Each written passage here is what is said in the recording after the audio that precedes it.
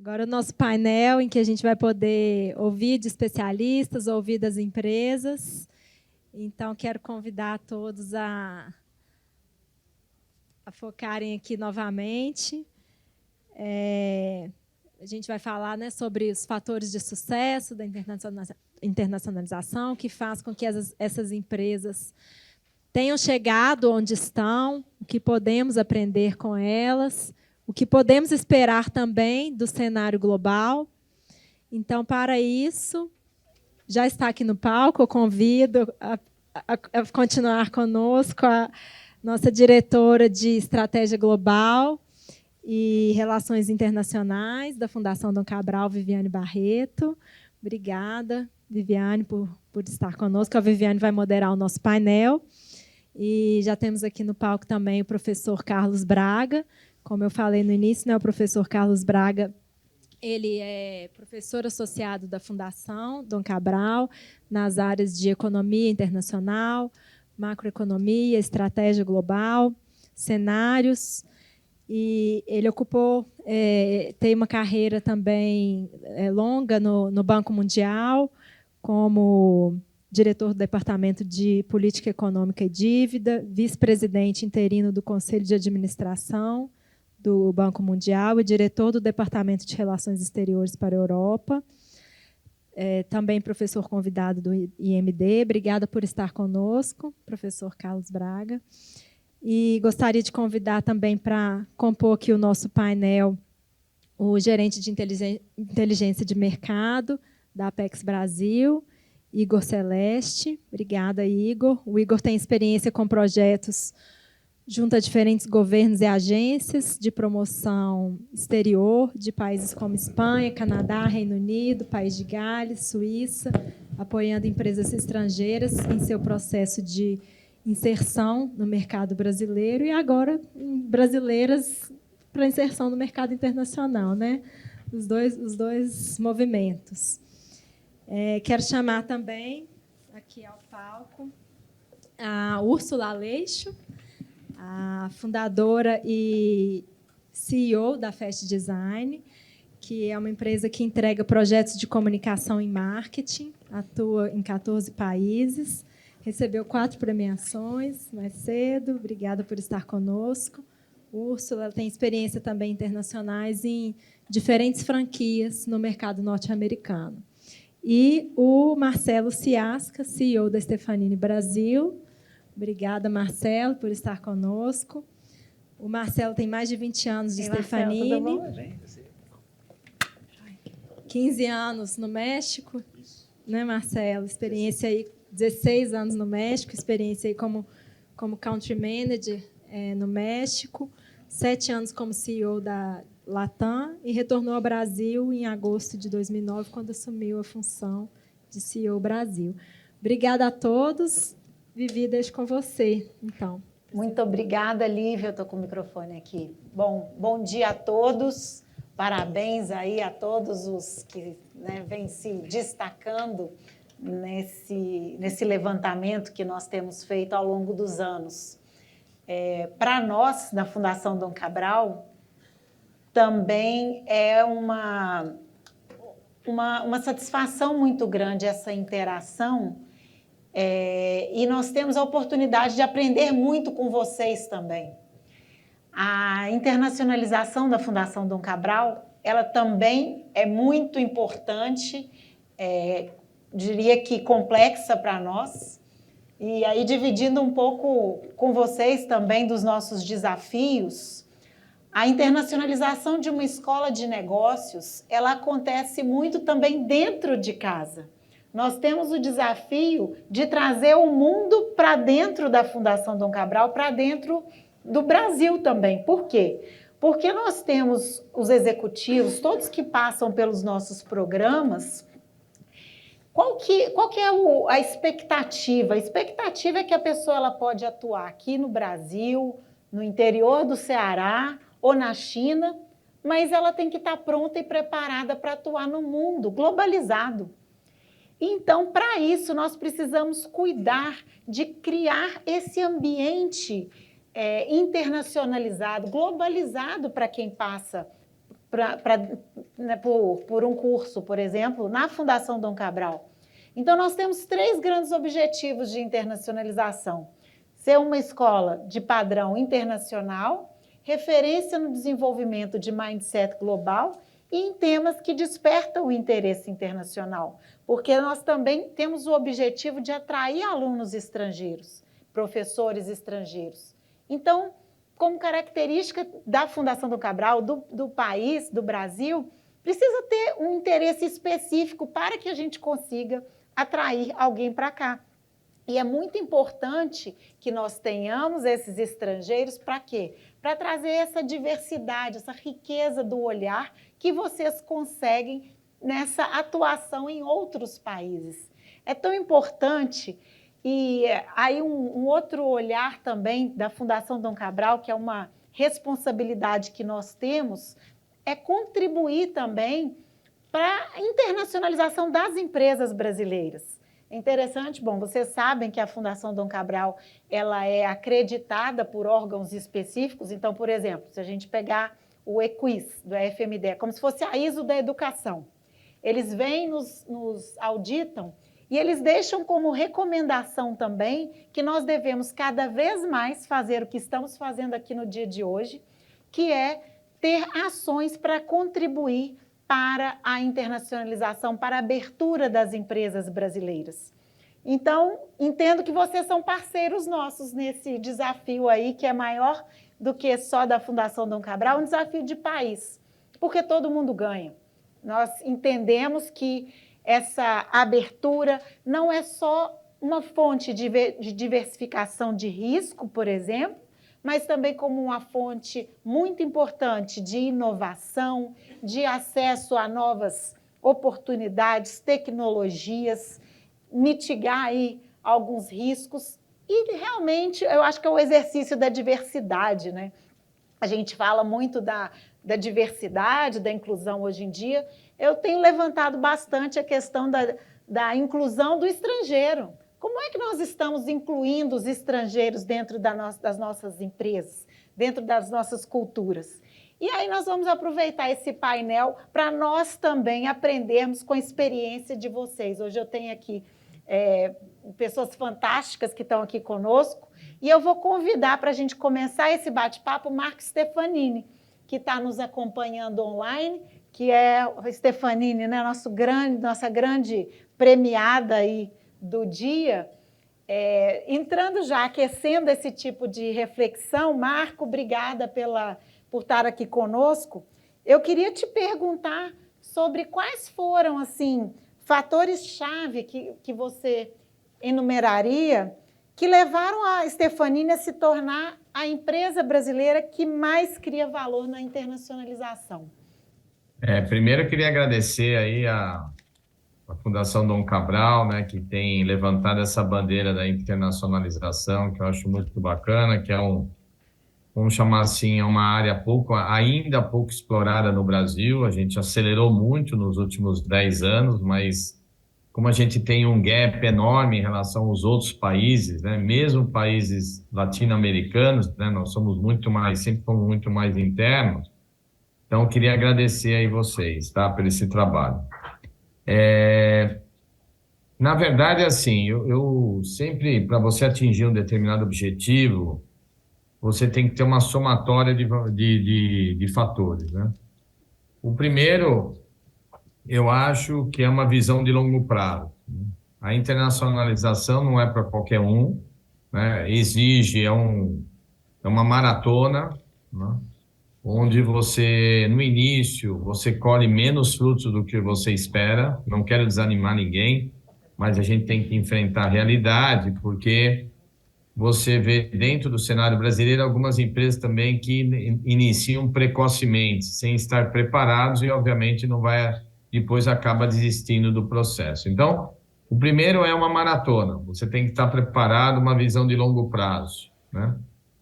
O segundo é um envolvimento. Eu sempre comento os grandes movimentos de qualquer empresa, seja transformação digital, seja internacionalização, seja mudança de cultura, mudança de oferta, de mercado, exige uma um alto engajamento de toda a liderança, né? Então, eu sempre procurei dar o exemplo, e sempre me engajei muito.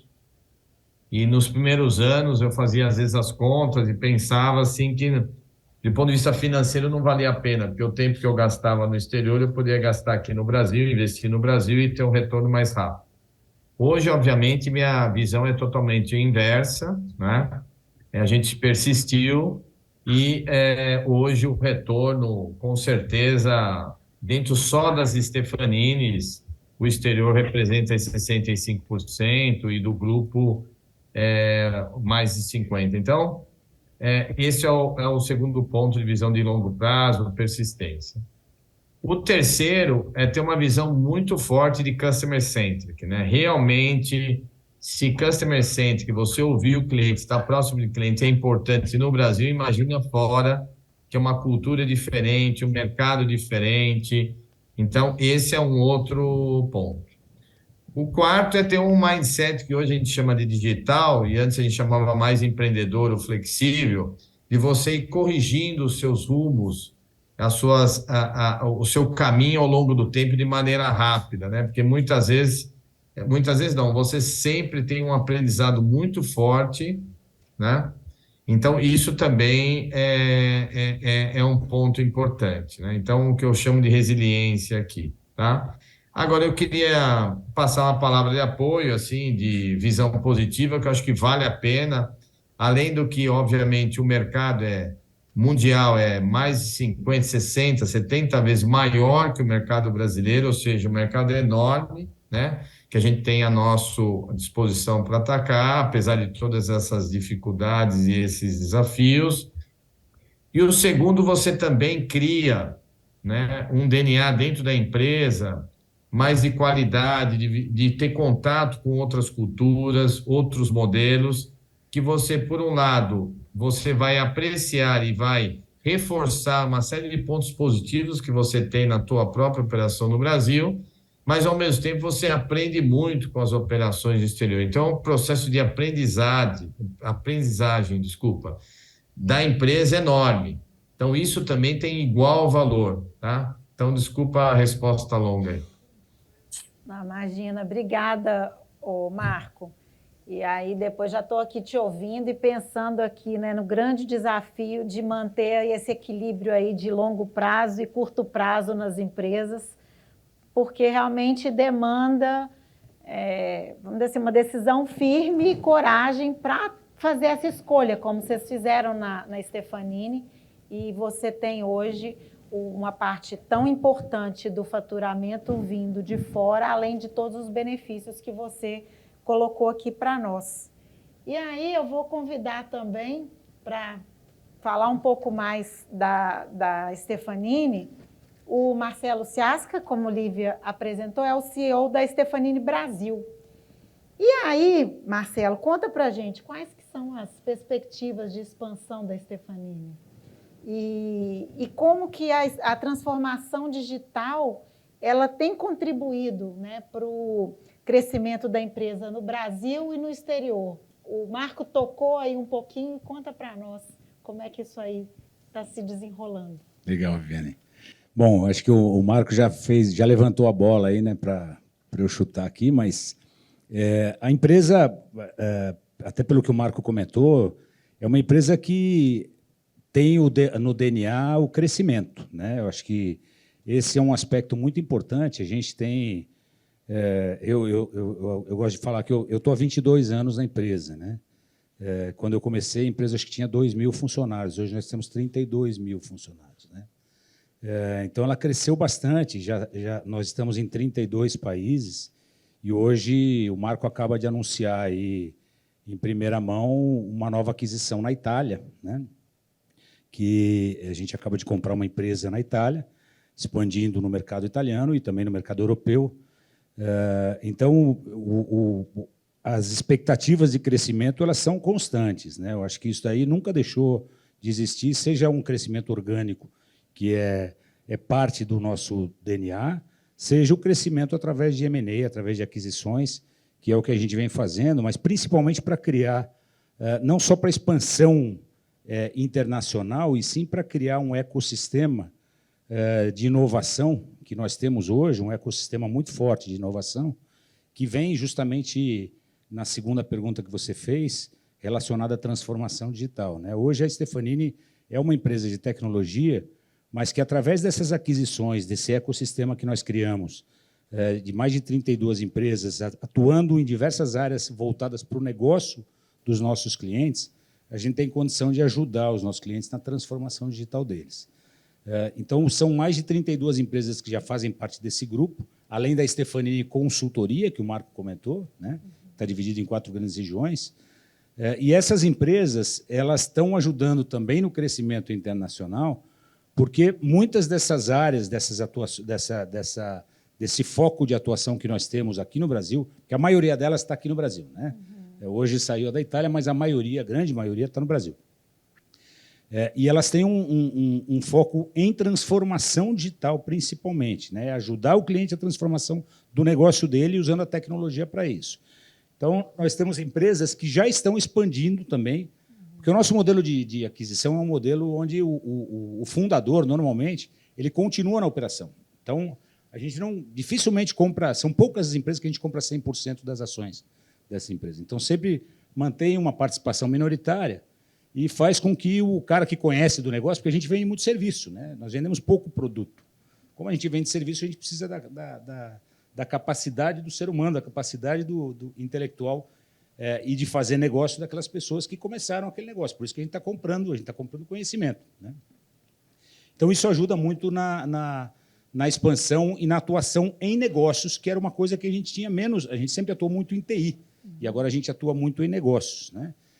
Essas aquisições que nós viemos fazendo, elas têm contribuído muito para uma expansão também internacional, porque muitas dessas empresas, com o nosso sócio hoje, que continua na operação, está indo para os Estados Unidos, estão indo para a Europa. Então, nós temos atuações, por exemplo, de empresas de cibersegurança, que já estão nos Estados Unidos, já está na Europa, né?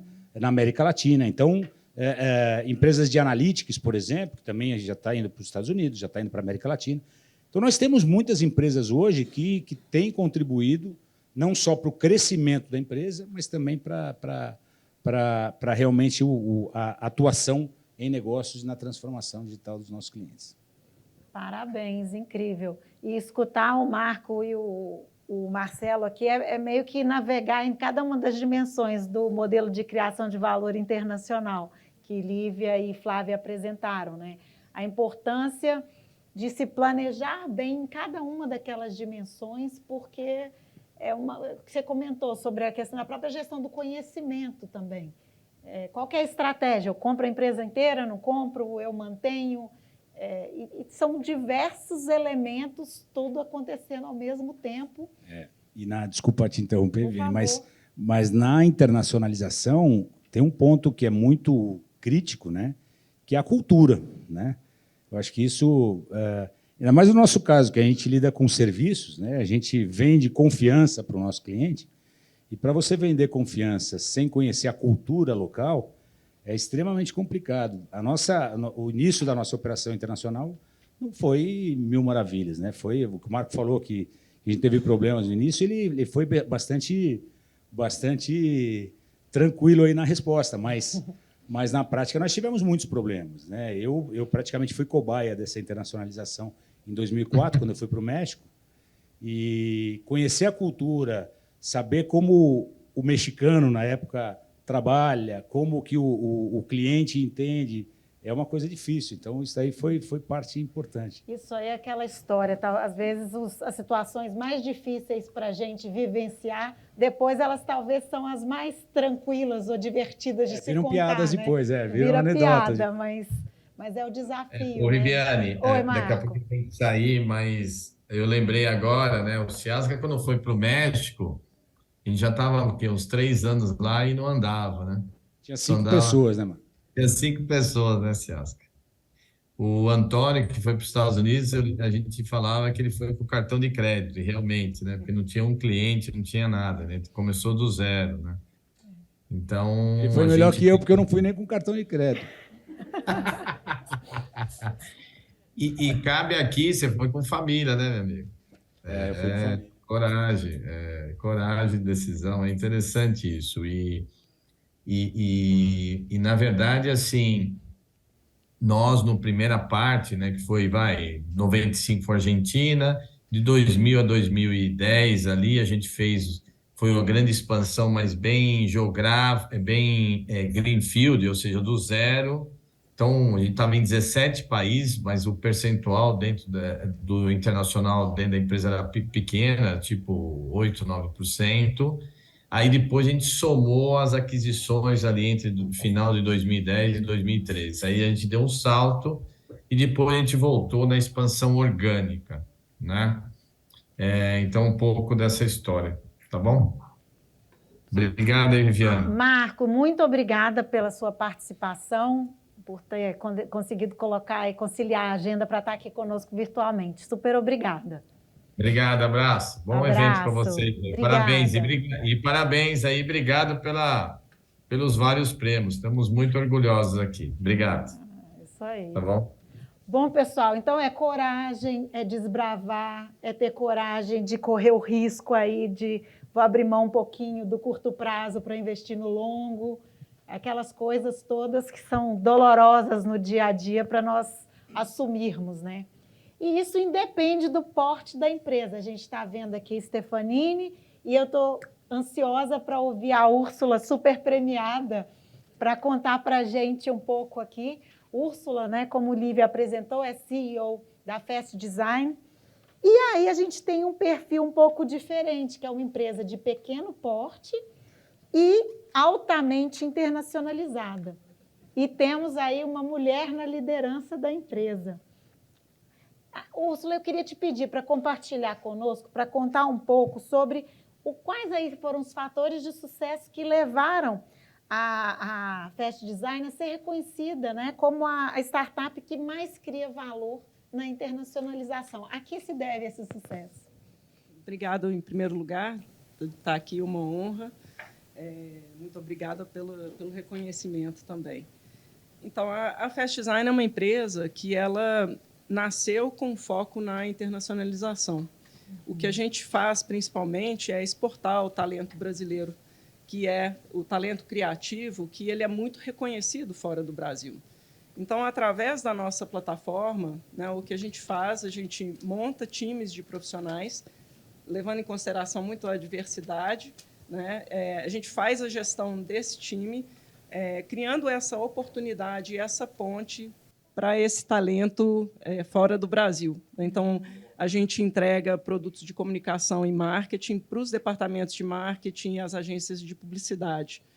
E um dos fatores que favoreceu muito, né, desde o começo, logo no começo, na verdade, a gente fez o curso de internacionalização da Fundação Dom Cabral, quando a gente estava ainda no FIENG Lab. Já participamos agora indo em breve para Singapura, no nosso 5º Startout, Startup Outreach, patrocinado pela Apex, que rola um tapete vermelho, né? A gente conhece uma cultura nova pela porta da frente, faz as conexões necessárias para a gente ter a oportunidade e conquistar o cliente fora do Brasil. Inclusive, foi através do Startup Outreach, recentemente, no fim do ano passado, em Chicago, que a gente consolidou parcerias importantes com Venture Builders, que hoje são canais de crescimento para a Fast Design. Então, hoje, a gente ajuda, inclusive, as startups que vão conosco nesse processo de prospecção, mesmo antes de chegarem nesses novos mercados. E a gente consegue ajudar a, como se diz, bridge the gap, né? Fazer levar a adaptação dessa empresa, seja através do branding, da comunicação, para os outros países. Então, a gente monta times com bastante diversidade, obviamente favorecendo aqui o nosso talento e tendo esse sucesso fora do Brasil. Parabéns, belíssimo trabalho. Úrsula, e assim, uma curiosidade, vocês trabalham na parte aí de comunicação, que tem uma perspectiva, uma dimensão muito importante do lugar que você vai comunicar. Como é que vocês estruturam isso para realmente estar adequado ao lugar onde vocês vão atuar? Geralmente, na parte da comunicação verbal, a gente busca talentos locais. Então, através da nossa da plataforma, a gente faz onboarding de diversos talentos, né? Então, com isso, a gente consegue validar que essa comunicação é adequada para o mercado. Então, se é uma empresa portuguesa que está entrando na Holanda, eu preciso de alguém que vai estar validando toda essa comunicação visual, verbal, para a gente ter sucesso. As adaptações, o modelo de criação de valor internacional, de novo, né? Não daria para você sair só com a perspectiva de Brasil, querendo atuar aí na realidade desses países. Principalmente porque a gente ajuda,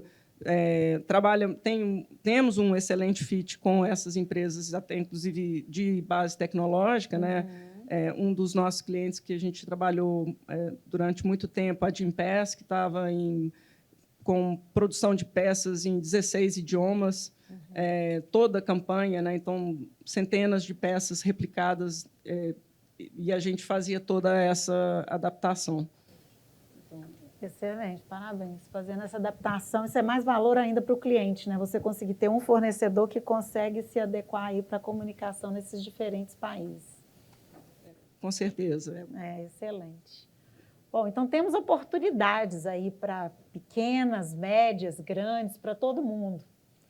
E aí eu convido meu colega, professor Carlos Braga, para contar um pouco para a gente aí nessa perspectiva dos principais desafios para as empresas brasileiras elas se internacionalizarem. Quais são os principais desafios, Carlos, que você pontuaria que essas empresas enfrentam hoje e quais as principais tendências aí, oportunidades que você percebe no mercado internacional para as empresas brasileiras? Muito bem. É um prazer estar aqui com vocês. Em primeiro lugar, parabenizar o time, a Lívia, a Flávia, todo o time, por um trabalho muito importante, particularmente com relação a essa evolução na metodologia, que eu acho que é um ponto realmente novo em termos de avaliar a questão de internacionalização. Hoje, quando estavam entregando os prêmios, eu achei que a gente ia ver um evento estilo Warren Beatty no Oscar de 2017. Vocês provavelmente se lembram quando ele anuncia que o filme que ganharia o Oscar era o La La Land. Mas, na realidade, não era, porque a pessoa da Pricewaterhouse entregou o envelope errado, que era o Oscar para melhor atriz. E lá estava La La Land, e o filme que ia ganhar era, na realidade, o Moonlight. Então, foi aquela confusão. Eu estava torcendo para o Aldemir não fazer a mesma coisa aqui, mas não teve esse problema. Quando a Lívia me convidou a participar aqui do painel, eu falei, tudo bem, desde que eu possa falar da internacionalização do Botafogo. Mas aí ela me cortou e vieram com essas questões. Então, vamos falar um pouquinho dos problemas que a gente tem em termos de desafios. E eu diria que, no caso brasileiro, os desafios são muito mais domésticos do que internacionais. E é uma coisa estranha, né?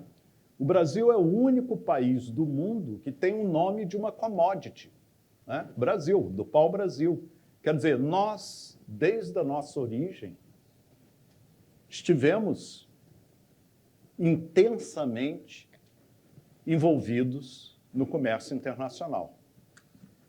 Agora, se a gente olhar como o Brasil hoje se posiciona em termos do comércio internacional, nós permanecemos como uma das economias mais fechadas do mundo.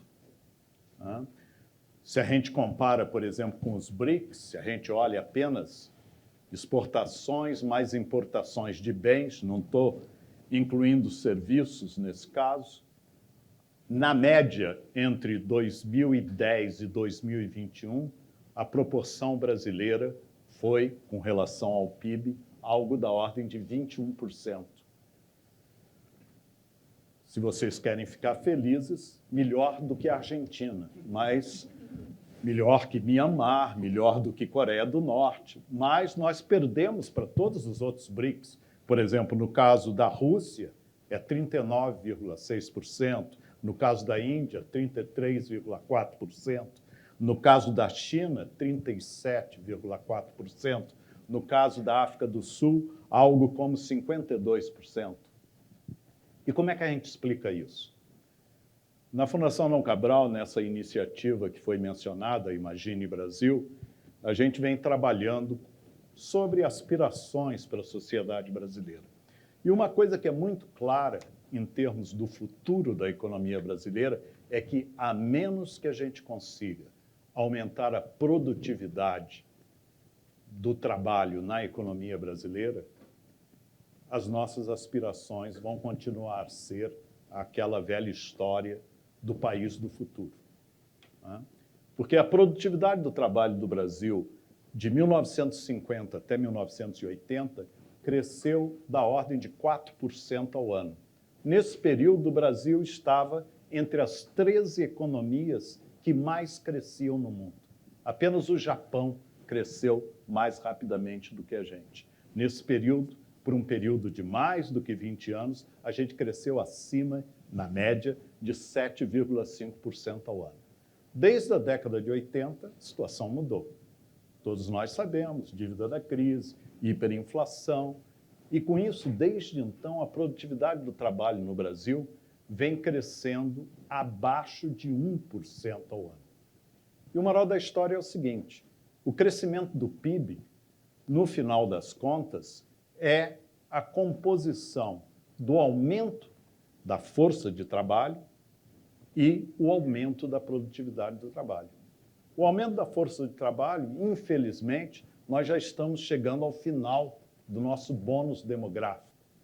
Quer dizer, a economia, a população da sociedade brasileira, lá pela década de 40, a menos que tenhamos imigração, a Viviane falou, né, como atrair imigrantes para o Brasil. A gente tem aquela visão que nós somos um país de imigrantes, mas vocês têm uma ideia de qual é a participação no mercado formal brasileiro de imigrantes?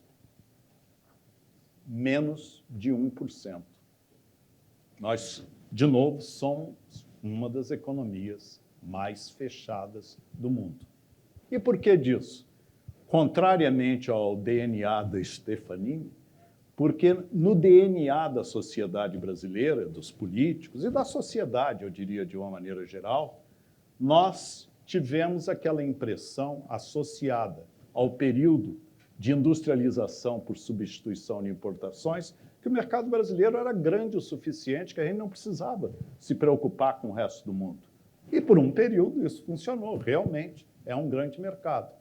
Mas como o próprio Stefanini mencionou, né, nós somos nem 2% da economia mundial.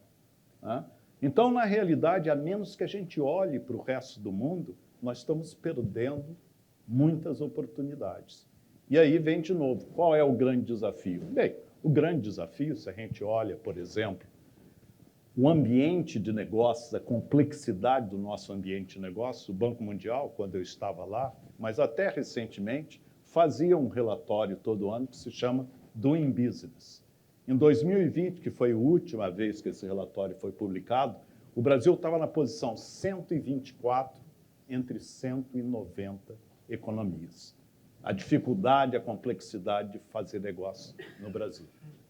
E se vocês querem ficar realmente preocupados, esse índice de Doing Business tinha vários componentes.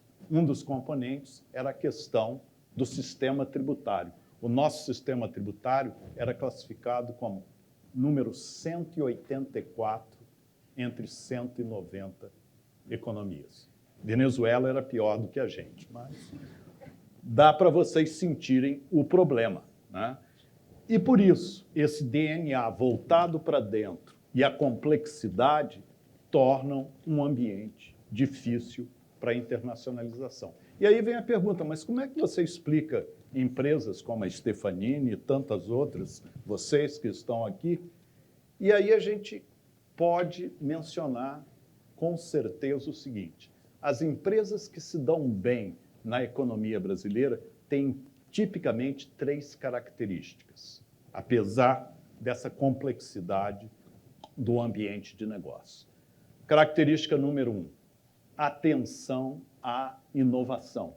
Não quer dizer necessariamente que você vai investir em pesquisa e desenvolvimento, mas você está acompanhando o que está acontecendo na fronteira tecnológica, seja lá qual for o seu setor de atividade. Segundo aspecto, exposição internacional, que é o caso óbvio de vocês, né? Exposição internacional não quer dizer que vai ser necessariamente você vai ser exportador, mas, de novo, você está acompanhando o que acontece no mercado internacional, você está fazendo parcerias que permitem acesso à tecnologia e, nesse contexto, essa nova metodologia que a Fundação está utilizando é muito interessante. E, por último, é claro, ter uma estrutura financeira sólida. Essas são as empresas que saem bem no contexto de um ambiente de negócio complexo, como é o ambiente de negócio brasileiro. E há, naturalmente, um overlap, uma superposição muito significativa exatamente com aquelas empresas que se internacionalizam. Mas, como já foi mencionado, isso é uma maratona. É uma maratona e aí vem a questão das tendências, né? O que a gente acha que vai acontecer com a economia mundial nos próximos anos e se isso vai tornar mais fácil ou mais difícil para empresas brasileiras se internacionalizarem. Aqui, eu sempre conto a história de uma conferência que eu organizei muitos anos atrás em Roma, em que o John Major era o principal, o ex-primeiro-ministro do Reino Unido, era o keynote speaker. E ele começou a apresentação dele dizendo o seguinte: eu recentemente não, isso foi 2001, e ele estava falando do meados da década de 90, ele tinha ido à Rússia e se encontrado com o Boris Yeltsin, que era então o primeiro-ministro da Rússia, o presidente da Rússia. E ele perguntou para o Boris Yeltsin, em uma palavra, qual é a situação da economia russa? E o Boris Yeltsin respondeu, good, no inglês macarrônico dele. O John Major sabia que não era bem assim, aí perguntou em 2 palavras. O Boris Yeltsin disse, not good. Então, essa é mais ou menos a situação que nós enfrentamos hoje em termos da economia mundial. O not good está muito associado a tensões geopolíticas com as quais nós estamos convivendo, né? Eu chamaria atenção, não apenas, óbvio, a situação na Ucrânia. Basta lembrar que o Comitê de Cientistas Atômicos, que tem aquele relógio atômico que mostra qual é a preocupação com um eventual confronto nuclear. Então, todo ano, eles vão movendo esse relógio e nunca nós estivemos tão perto da meia-noite. Estamos a 90 segundos da meia-noite. Mesmo durante a crise de Cuba, lá nos anos 60, em outros momentos, na década de 80, nunca estivemos tão perto. A preocupação é real. Porque, entre outras coisas, todos os acordos de não proliferação nuclear estão hoje mais ou menos suspensos por causa das relações entre a Rússia e os Estados Unidos. E, é claro, onde a preocupação, eu diria, ainda maior, é o que está acontecendo com a China. Eu não tenho tempo para entrar nesses detalhes, mas certamente para o Brasil isso é uma grande preocupação, já que é o maior mercado em termos de commodities para o Brasil. Mas, da mesma forma que tem o not good, tem o good. Todos vocês já devem ter ouvido falar que a globalização acabou. Isso é bobagem. A globalização está mudando as suas características. Mas, na realidade, nós estamos vendo agora uma transformação dramática, particularmente na Ásia, exatamente por causa do processo de desenvolvimento na China. Então, produtos que a China, anteriormente, estava no centro de cadeias globais de valor, essas cadeias globais de valor estão se deslocando, também por questões geopolíticas, para países como Vietnã, países como Filipinas, Malásia e, obviamente, a Índia. Então, nesse contexto, a gente vai continuar a ver um processo de globalização, mas com outros atores mais dinâmicos nesse processo do que era até um passado recente. Eu não gosto de fazer previsão, eu gosto muito do que o John Kenneth Galbraith costumava dizer. Economista só faz previsão econômica para dar credibilidade à astrologia.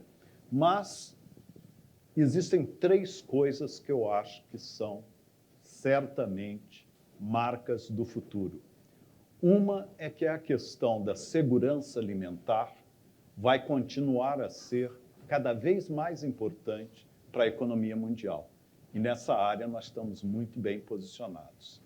O outro aspecto é toda a importância do tema das mudanças climáticas e, por isso, também da energia verde. Novamente, o Brasil está muito bem posicionado nisso.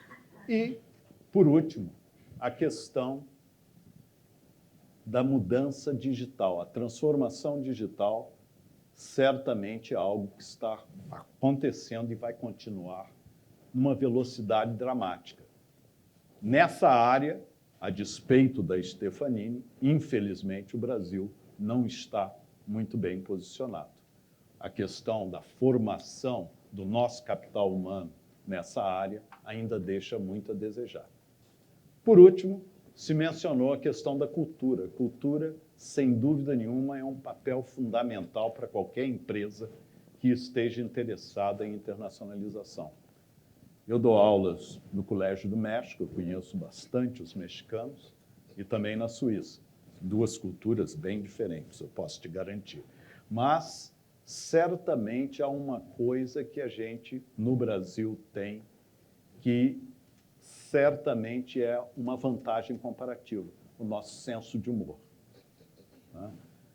E eu tenho uma experiência pessoal que eu sempre digo, quando você encontra um político que não tem senso de humor, os sinais de alerta devem imediatamente começar a brilhar. E o político que eu encontrei na minha vida que não tem nenhum senso de humor é o senhor Vladimir Putin. Eu me lembro de contar piadas que todos os ministros dele sorriam ou riam, mas o senhor Putin não. Então, essa é uma mensagem que, em termos de como alavancar a nossa cultura, utilizem o seu senso de humor. Muito obrigado.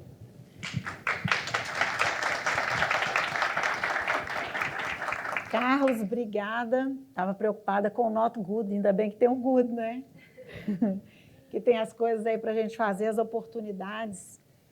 E aí eu queria convidar o Igor Celeste, que é o gerente de inteligência de mercado da Apex, para contar para a gente um pouco, dado esse contexto todo, esses desafios, as próprias empresas estarem tão fechadas, né? Daqui a pouquinho eu quero falar um pouco sobre o mindset global e a importância da gente desenvolver. Como o Carlos comentou, né? A gente cria as barreiras internas, elas acabam sendo maiores do que as externas, né? Isso aí é complexo. Eu queria te pedir, então, Igor, para você dividir um pouco conosco sobre o que você como você percebe o impacto aí dessas tendências nas empresas que a Apex, né, acompanha, e como é que essas empresas estão vivenciando isso em termos de seleção de mercado, a forma de entrar, as oportunidades em diferentes setores. O que mais te chama a atenção nessa vivência e nesse contexto, no desafio que você tem na Apex? Bom, primeiro, bom dia a todas e a todos. Viviane, obrigado pela pergunta e cumprimentar todos os colegas do painel também.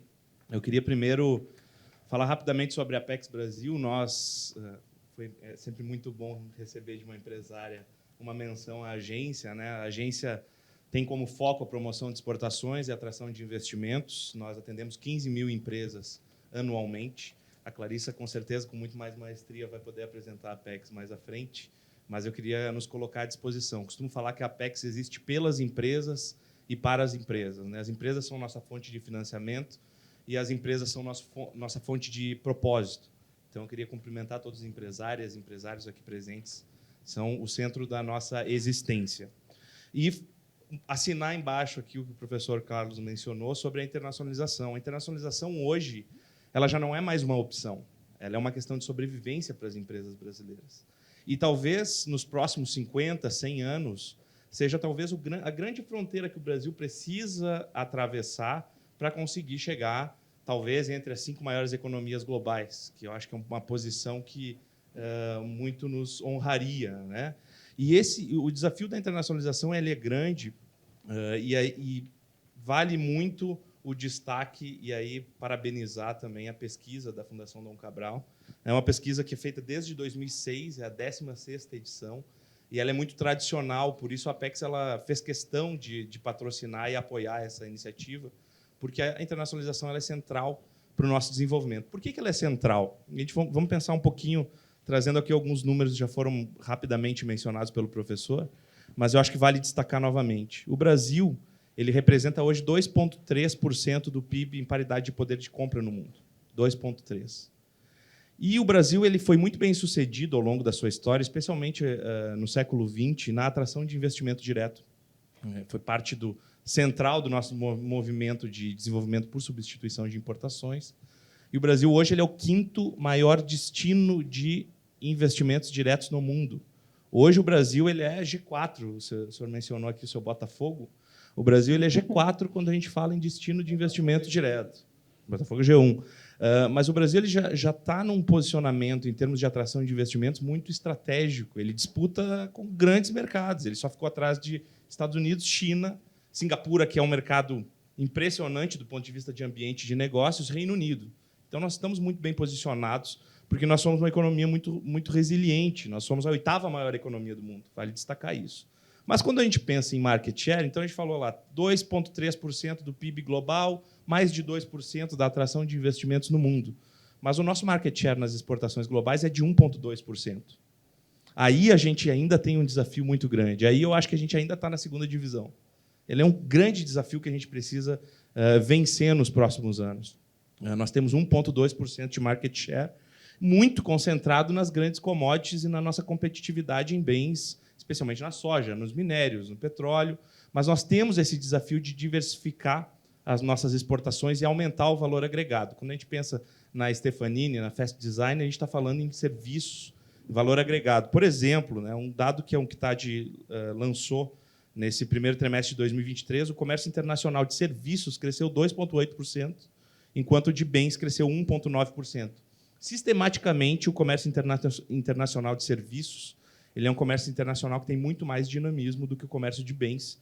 E ao natural, porque a economia nossa, a economia global, por conta da transformação digital, ela cada vez mais é intangível. Então, e nessa estratégia, talvez o Brasil ele tenha muita oportunidade, até porque o Brasil o peso de serviços na economia brasileira é muito grande, e eu acho que aqui a gente tem uma fronteira que a gente precisa fazer melhor o dever de casa, que é de promover a internacionalização dos nossos serviços. Então, isso era um destaque que eu queria fazer. Uma outra fronteira que a gente tem é de diversificar as origens das nossas vendas. Praticamente 90% das empresas respondentes da nossa pesquisa, das 237 empresas que responderam, são empresas que estão concentradas no sul e no sudeste do Brasil. E hoje nós temos 86% das exportadoras brasileiras, em termos de bens, estão concentradas nas mesmas regiões. E nós temos uma gigante fronteira centro-oeste, nordeste e norte que precisa ser desenvolvida. E se a gente pensa, por exemplo, na região norte, abriga a Amazônia. A Amazônia hoje faz com que o Brasil seja o país de maior biodiversidade do mundo. E a gente tem esse desafio de trabalhar a Amazônia como um grande ativo nosso. Não um centro de custo, mas um centro de ativo para desenvolvimento econômico do Brasil. Brasil, República Democrática do Congo e Indonésia concentram os grandes pulmões do mundo. Sem esses pulmões, o mundo não vai conseguir sobreviver e chegar em 2100. Esse é o grande ponto. Então, o Brasil está central nessa estratégia, não existe transição climática, não existe controle de pressões climáticas sem o Brasil na equação. O Brasil é central nesse processo. Então, eu queria dar destaque, a gente precisa desenvolver diversificar as origens das nossas vendas para o mercado internacional e levar desenvolvimento e crescimento para essas 3 regiões também. Eu acho que esse é um desafio essencial. Eu vou falar um pouco sobre a América do Sul mais à frente e vai se conectar. Um outro desafio, o porte. Na Apex Brasil, a gente acredita que, sim, internacionalização é um negócio de micro e pequenas empresas também.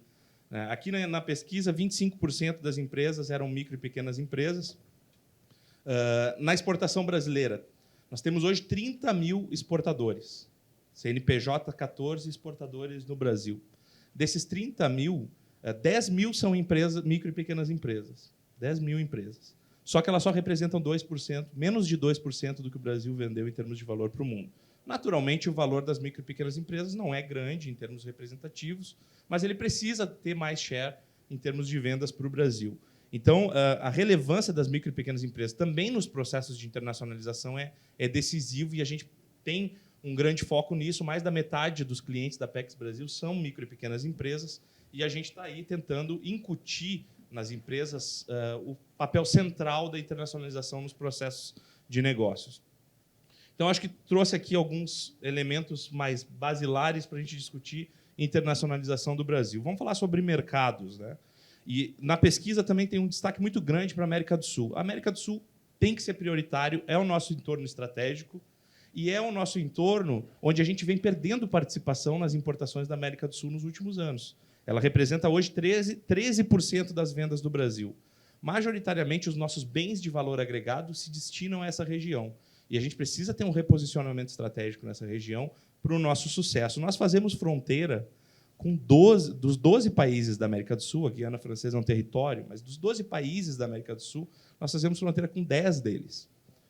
E vejam o tamanho da oportunidade que a gente tem da integração logística entre as regiões Centro-Oeste e Norte, que podem gerar mais oportunidades para todas as empresas brasileiras do ponto de vista de integração internacional. Então, a América do Sul não é novidade que ela apareça com tanta relevância. O Mercosul, por exemplo, o Brasil tem 1/5 de tudo que os países do Mercosul compram do mundo vem do Brasil. Então, os países da América do Sul eles são estratégicos, por isso eles aparecem com grande protagonismo.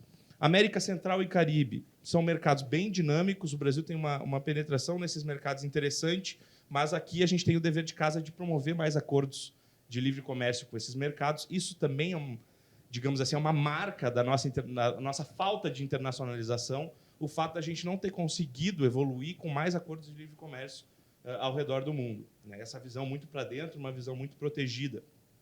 E isso daria mais espaço para a gente nesses mercados de América Central e Caribe. Na América do Norte, eu queria fazer dois destaques. Estados Unidos dispensa comentários. Hoje, a Apex Brasil ela representa 50 setores da economia brasileira. 40 deles têm mercados, mais de 40 deles têm mercados dos Estados Unidos como mercado prioritário. Então, ele é um mercado que tem muito tecido quando a gente compara com a China, que é um mercado que vai se tornar aí a maior economia do mundo em alguns anos, provavelmente. Se a gente fala do tecido, o tecido de relacionamento comercial do Brasil com os Estados Unidos ele é muito mais denso. Você tem mais empresas transacionando. Com China, a nossa relação com a China é muito concentrada e dominada por commodities e poucas empresas transacionando. Nos Estados Unidos é diferente. Nós temos milhares de empresas interessadas e que fazem negócios e fazem imersão nos Estados Unidos. Então, aqui, Estados Unidos como prioritário para a gente seria falar o óbvio. Mas eu queria destacar a questão do México. O México, o Marcelo certamente tem muito mais conhecimento do México do que eu, mas com essa reconstrução que está acontecendo nas cadeias globais de valor, vocês sabem que no primeiro semestre agora de 2023, em décadas, a China não foi o primeiro fornecedor dos Estados Unidos. Não sei se vocês todos estão a par desse número, mas ele é um número que tem um grande impacto na economia global. Pela primeira vez, México e Canadá passaram a China como fornecedores dos Estados Unidos em décadas. O México é central porque o México atrai muito investimento direto, inclusive dos países asiáticos, para servir como plataforma de vendas para os Estados Unidos. Eu quero dar esse insight para vocês. O México vai ter um crescimento bastante continuado nos próximos anos e só em 2023 ele já foi um dos principais países em agregação de valor de exportação do Brasil. Então, as empresas que estão aqui conosco também, colocar um olhar bem decisivo no México, porque ele vai ser um mercado interessante. Eu vou fazer uma navegação global aqui, tá, Viviane, se você me permite. Europa, fica claro, naturalmente, o Portugal como um mercado de entrada para a União Europeia, até pela questão dos benefícios de laços culturais, laços históricos, a própria diáspora brasileira em Portugal cada vez é maior. Então, Portugal, inclusive para as empresas de serviço, é quase como um mercado obrigatório para a gente estar pensando em União Europeia. E a União Europeia, as nossas relações com a União Europeia, elas precisam evoluir. O acordo é decisivo para isso. A gente estava falava num outro evento com a delegação da União Europeia no Brasil. A União Europeia perde participação no mercado brasileiro e o Brasil perde participação no mercado da União Europeia. Como é que a gente vai resolver isso? São dois mercados relevantes e talvez a gente está falando aí do maior acordo de livre comércio já celebrado no mundo. Então, é um grande desafio a gente efetivar esse acordo para aumentar a nossa capacidade de competir no mercado europeu. A gente perdeu espaço no mercado internacional e no mercado europeu nos últimos anos, por conta, inclusive, da falta de competitividade em termos de tarifas e da integração com a Europa. Ásia. E aí eu queria trazer um elemento que vem ao encontro do que todos falaram aqui. O Brasil, no século XX, ele era um país central, ele era grande e estava próximo dos... Onde estava o centro geoeconômico do mundo no século XX? O centro geoeconômico do mundo provavelmente estava num pontinho ali no meio do Atlântico. As grandes economias, Estados Unidos, Europa, fluxo de comércio muito concentrado e os grandes motores econômicos mundiais. O que está acontecendo agora? E aí o Brasil era um país grande e muito próximo. Então, os nossos custos logísticos nem eram tão grandes. O que a gente vai enfrentar no próximo século? Um mundo completamente diferente, pessoal. O Brasil ele é um país grande, mas muito distante da geoeconomia. Essa geoeconomia está indo para um outro ponto do planeta, está muito mais concentrada, cada vez mais na Ásia. Como é que os nossos produtos manufaturados vão chegar na Ásia com competitividade logística? Esse é o grande ponto hoje. Por isso, a gente também está perdendo participação nos produtos manufaturados no mundo, porque a gente está distante. E essa é uma equação que a gente vai precisar de produtividade e fazer o dever de casa doméstico para conseguir competir. Senão, a gente vai ficar distante do mercado global. E aí existe uma grande oportunidade. Índia e China, como grandes motores, estudos já mostram, em 2075, as grandes economias, 3 grandes economias globais. China, Índia e Estados Unidos. Eles são grandes motores, a gente não pode... Esses 3 mercados não podem estar, em nenhuma hipótese, fora do nosso centro estratégico de desenvolvimento nos próximos anos. A China, eu acho que ela, do ponto de vista econômico, na conjuntura atual, inspira certos cuidados, a economia chinesa, mas vale destacar o seguinte: poxa, a economia chinesa não está crescendo tanto, sim, ela está crescendo 6% ao ano com um mercado de trilhões de dólares. Ela nunca adicionou tanto valor econômico no mundo quanto ela adicionou nesse ano, só por uma questão matemática. Ela crescia 14% ao ano quando ela era uma economia de 2 trilhões de dólares. Agora ela cresce a 6% ao ano quando ela é uma economia de mais de 15 trilhões de dólares. É óbvio que ela está adicionando ainda muito valor no mercado internacional. Não tem como pensar na China, só que essa desaceleração ela é uma coisa que inspira muitos cuidados. Não do ponto de vista das nossas commodities agrícolas, porque se você tiver uma grande ruptura hoje no centro econômico chinês, ela não vai substituir alimentos por conta da segurança alimentar, que é central no processo, mas outras commodities podem sim e precisam estar atentas ao que está acontecendo na China. A ASEAN é um outro grande beneficiário do que está acontecendo na guerra tecnológica e comercial entre China e Estados Unidos. A ASEAN, se fosse uma economia conjunta, ela seria a 5ª maior economia do mundo. A gente está falando aqui de Vietnã, de Singapura, Filipinas, Indonésia, grande Tailândia, grande dinamismo econômico. Também tem que estar no nosso centro estratégico. E aí eu fecho a minha fala, Vivi, desculpa, eu estou tomando muito tempo, mas com a África. A África hoje ela tem uma população de 1,4 bilhão de pessoas.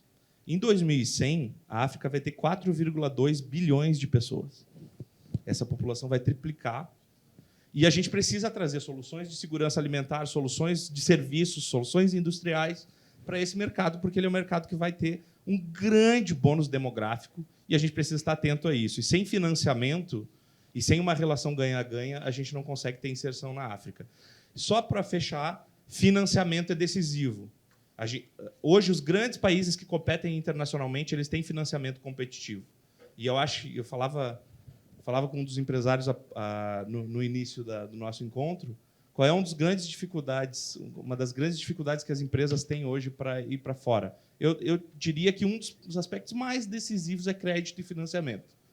Se você já tem uma taxa de câmbio muito desvalorizada e você tem pouco crédito, como que você adquire empresas do exterior?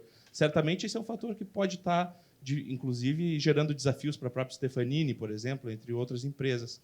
Então, o fator financiamento e crédito acho que é decisivo para a gente conseguir atravessar esse ponto. Mas, assim, internacionalização, só assinando embaixo o que o professor Carlos mencionou, é sobrevivência, já não é mais opção para a gente. A disputa está cada vez mais global. Se você só ficar focado no mercado interno, você vai ter dificuldade de se expandir e de competir, inclusive, no mercado doméstico. Então, estamos à disposição. Muito obrigado, gente. Obrigada, Igor.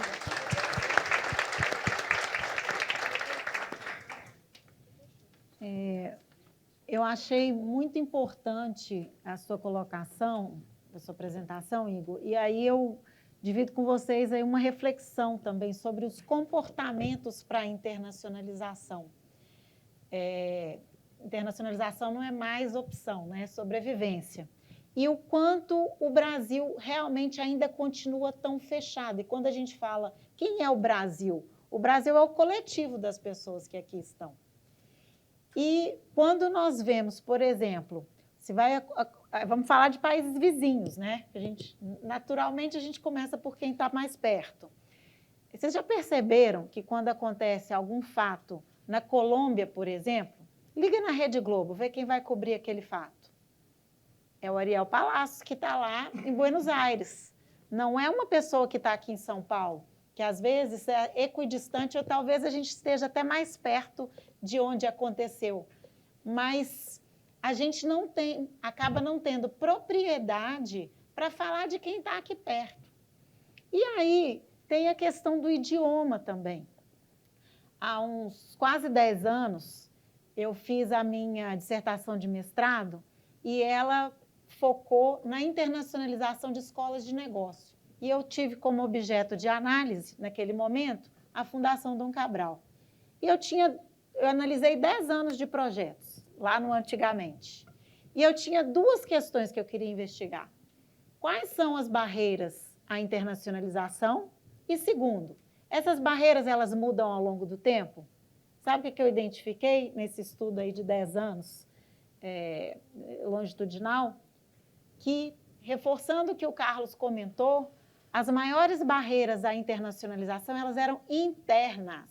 Identifiquei 5 principais barreiras. A primeira barreira foi o idioma. As pessoas elas não querem se colocar em situação que elas vão se sentir desconfortáveis voluntariamente. É muito difícil você achar alguém que se joga realmente. Segunda barreira, falta de experiência internacional da equipe.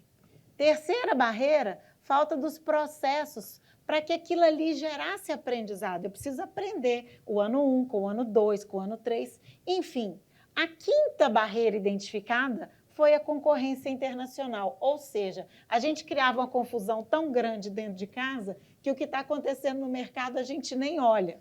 E isso acontece com as empresas brasileiras também. E aí eu volto na questão da importância do mindset global.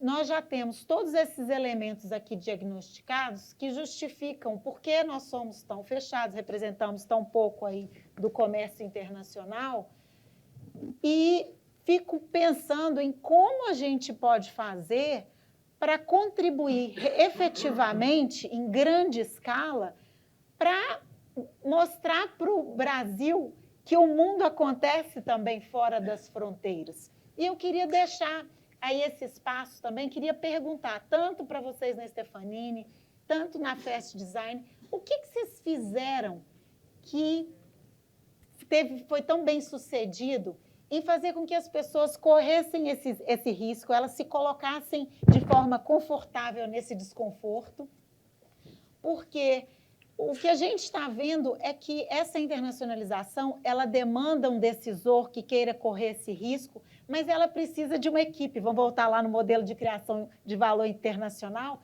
que esteja junto, que tope em conjunto esse desafio. Quem quer começar contando para nós o que fez que deu tão certo e ideias para a gente conseguir contaminar em larga escala no Brasil? Bom, eu posso falar. Bom, eu vou dar um pouquinho... Na verdade, eu não tenho dados históricos, estatísticas nem nada aqui, mas eu vou contar a minha experiência, né? Que eu acho que é a experiência da Stefanini um pouco nesse processo. Eu concordo plenamente com o seu estudo, com a sua conclusão, né? Acho que o idioma é um problema para o Brasil. Acho que o idioma realmente até porque a gente está no meio de um continente que todos praticamente falam espanhol, só nós falamos português. Nós, um dos únicos aqui que fala português. Então, a gente já se fecha no idioma, isso é bem normal. Até o inglês é difícil, dependendo da região, é difícil você encontrar pessoas que falem fluentemente o inglês, apesar de estar melhorando bastante, mas a nossa educação básica ela não prioriza muito isso, e isso é um problema. E o espanhol, menos ainda, né? Então, esse é um grande problema que a gente tem. Mas eu acredito muito que o Brasil tem uma coisa muito importante, que talvez outras culturas, outros países não tenham tanto, que são as pessoas, né? Eu acho que a gente tem um nível de executivos aqui no Brasil que, seja lá pelo que for, mas principalmente pela resiliência, pela casca grossa que o executivo brasileiro acabou ganhando ao longo desses últimos anos, de inflação, de crises, de mudança de governo e tira dinheiro daqui, vai para lá. Ou seja, o executivo brasileiro ele se acostumou muito a viver nessa turbulência constante. E no México, nos 16 anos que eu passei lá no México, eu percebi muito isso. Eu fazia parte de um grupo de executivos brasileiros que a gente chamava, é um grupo informal, que a gente chamava de Grupo ATAR. Eu fiquei 8 anos como presidente desse grupo, né? E ali só tinham executivos número 1 de empresas internacionais ou brasileiras, mas empresas com mais de 200 milhões de dólares de faturamento. Então, eram empresas grandes. E esse grupo ele era formado por quase 80 executivos, só brasileiros, no México, né? Então, aí você vê... Aqui no Brasil, eu não sei se tem... Sinceramente, eu não tenho esse dado, mas eu não consigo ver presidentes de empresa, tirando uma Embratel, tirando uma TIM, tirando empresas que efetivamente sejam empresas internacionais, que estão aqui no Brasil, com um presidente que não seja brasileiro, né? Então, até pelo ambiente de negócios que a gente tem aqui no Brasil. Mas o que a gente fez aí no início da nossa internacionalização? Primeiro que era serviço, e a gente nunca fez investimentos muito pesados fora, né?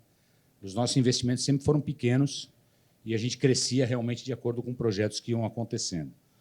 Segundo, que, num primeiro momento, nós tivemos uma experiência não muito positiva de contratar executivos principais locais nos países da América Latina e Estados Unidos, principalmente, até o momento que alguns executivos daqui, eu fui um dos casos, fomos para fora, e aí a gente levou a cultura da Stefanini, não a cultura do Brasil, mas a cultura da Stefanini, para aquele país, para aquela operação nossa lá fora, para tentar fazer com que aquilo começasse a ter uma cara da empresa, né?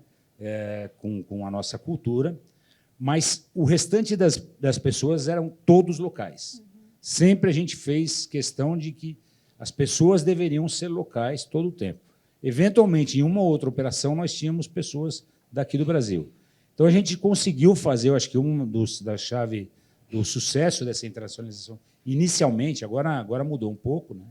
Mas inicialmente foi isso. Assim, a gente levou o executivo que conhecia bem da cultura da empresa para incutir essa cultura na instituição que a gente estava criando, na organização que a gente estava criando, mas as pessoas que a gente contratavam, vendedores, pessoas que efetivamente iam fazer o trabalho de campo, eram pessoas locais. Isso para nós foi extremamente importante. E, a partir dali, a gente conseguiu ir avançando. E o segundo é o modelo, como a gente... o Marco comentou aqui no início, de estar muito próximo da operação, né? Nós temos realmente o Marco é o fundador da empresa, é o único acionista da empresa, ainda é uma empresa de capital fechado, mas ele está o tempo inteiro dentro das operações, né? Essa semana ele está aqui no Brasil, mas semana passada ele estava nos Estados Unidos, na anterior ele estava no México, na outra ele estava na Europa, e assim sucessivamente, mas ele está visitando clientes, ele está visitando a operação, ele faz reunião com vendedores, ele faz... E todos nós temos essa característica. Isso, para nós, é importante. Quando eu era CEO da América Latina, apesar de eu estar baseado no México, eu vivia 3 semanas por mês viajando pelas operações da América Latina. Mas eu não ia viajar para sentar numa sala e ficar esperando. Eu viajava para estar no cliente, eu viajava para conversar com profissionais, eu viajava para conversar com os nossos consultores, e aquilo eu sentia a temperatura do local para saber o que estava pegando, o que podia realmente ser crítico, porque, às vezes, o filtro que a gente tem natural em cada operação na ponta, aqui no Brasil já é um filtro grande, ou seja, o telefone sem fio que chega para a gente ali já é grande. Imagina fora do Brasil, né? Ou seja, para que a informação chegue para a gente, como ela está acontecendo realmente na ponta, se você não está lá, você não consegue perceber. Então, esse é um ponto importante. Eu acho que esse não teve nenhuma receita mágica. E como a gente não fazia investimentos muito pesados, né? A gente começava pequenininho, o nosso crescimento ele ia acontecendo naturalmente e organicamente. Dificilmente, aliás, eu não lembro de nenhum país que a Stefanini começou e teve que voltar atrás, fechar a operação porque não deu certo. Todas deram certo. Às vezes demoraram. Até na Argentina. A Argentina foi o primeiro país que nós começamos, em 95. Deu errado no começo, como foi o primeiro piloto, mas não é no momento atual. E hoje, talvez, a nossa operação da Argentina, da América Latina, sem contar Brasil, né? Da América Latina, depois do México, é a maior operação que nós temos. É uma operação de mais de 800 pessoas na Argentina, para uma empresa de serviço. O tamanho da Stefanini é importante, apesar de todas as crises. Só que a gente, na verdade, desculpa, só mais um complemento importante, na área de serviço, a exportação de serviços, né? Ela é um problema. Já foi muito bom na Argentina, hoje em dia é um problema, né? Porque a inflação em dólar que existe na Argentina é brutal. O Brasil tem um problema que todos nós sabemos aqui, o problema tributário é monstruoso, tipo de câmbio é também um problema grave, mas hoje o Brasil é extremamente competitivo para prestação de serviços para mercados mais fortes como Estados Unidos e Europa. Nós somos um grande prestador de serviços para esses países, em exportação de software, desenvolvimento de software. O problema realmente está nesse nosso mundo aqui, porque a gente acaba se fechando muito no Brasil e a gente tem um mercado, querendo ou não, nós temos um mercado muito grande, que a formação de exatas no Brasil, diferentemente da Índia, por exemplo, que há muitos anos vem investindo muito em exatas, né, na formação de pessoas, engenheiros de sistemas, programadores, etc. Isso faz com que a Índia seja um grande, talvez o maior do mundo, em exportação de software para os Estados Unidos, principalmente, né? A gente tem essa dificuldade, que a base de recursos que nós temos aqui, apesar de ser boa, não é ruim em termos de qualidade, mas é pouca, né? É pobre em termos de quantidade. E a gente tem essa dificuldade muito grande, e o idioma acaba prejudicando também. Obrigada, Marcelo. Úrsula, conta para nós, como é que a gente consegue escala nessa contaminação positiva? Então, contando também um pouquinho da minha experiência, eu era diretora internacional do maior grupo de franquia de impressão e sinalização nos Estados Unidos. Tive, né, a oportunidade de representar a empresa, né, dando esse suporte para a Ásia, Europa e América Latina. Então, uma das coisas que eu aprendi muito cedo era conseguir escutar, por mais difícil, né, que fosse essa comunicação, né, ter a paciência de aprender, de estudar as culturas diferentes, de entender a forma de comunicação adequada, representando a empresa que eu representava. E a Fast Design nasceu exatamente nessas análises de negócio de gargalos na produção das empresas, que era o design. Então, a Fast Design, eu comecei, né, trabalhando projetos pilotos, atendendo primeiro esse mercado dessas empresas, e logo percebemos, né, com a transformação digital, né, a demanda para comunicação e marketing cada vez maior por causa dessa transformação digital. que validou a nossa entrega. E como a gente conseguir atender esse mercado, a língua é um problema, mas que a gente consegue superar através dos processos de gestão. Então, primeiro, né, todos os projetos não são quebrados em microtarefas, a gente traz especialistas para cada uma das tarefas e com os processos de gestão e na pessoa do gestor de projeto, que também faz essa ponte da comunicação. Como na Stefanini, a gente também não precisa de um grande investimento para entrar em países. Inclusive, o fato da gente ter um foco né, muito fechado em atender departamentos de marketing, empresas e agências de publicidade, logo no começo da nossa expansão, a gente teve que se virar para poder prospectar leads. E a gente começou e criamos todo um processo de prospecção ativa de outbound no LinkedIn, levando também em consideração que a análise dos países, e como eu trabalhava na internacionalização da outra empresa, eu tinha acesso aos dados, né, do serviço comercial americano, já tinha uma base de dados onde a gente ia identificando esses mercados e validando esses mercados remotamente. Então, até alguns dos países que a gente atua hoje, nós nunca estivemos com a Apex. Por exemplo, a Suíça é um grande mercado para a gente. Acredito que pela diversidade, eles aceitam, né, grandes empresas na Suíça, que são clientes nossos hoje, começaram a trabalhar com a gente 100% remoto, através de conexão via LinkedIn, e onde hoje a gente tem uma recorrência muito grande, sem ter... Nunca fui em nenhum evento lá. Então, a gente, antes inclusive, de participar de qualquer evento, e a gente, né, estamos aí, vamos para Singapura agora, vamos para o Switch, a gente trabalha muito o mercado remotamente. Então, antes de chegar, a gente já chegou. Então, então acho que existe uma oportunidade muito grande, que acredito que até mesmo hoje a gente faz isso para os nossos colegas, prospectando o mercado, validando a persona, o product market fit, como é que eu vou chegar e ter sucesso nesses mercados.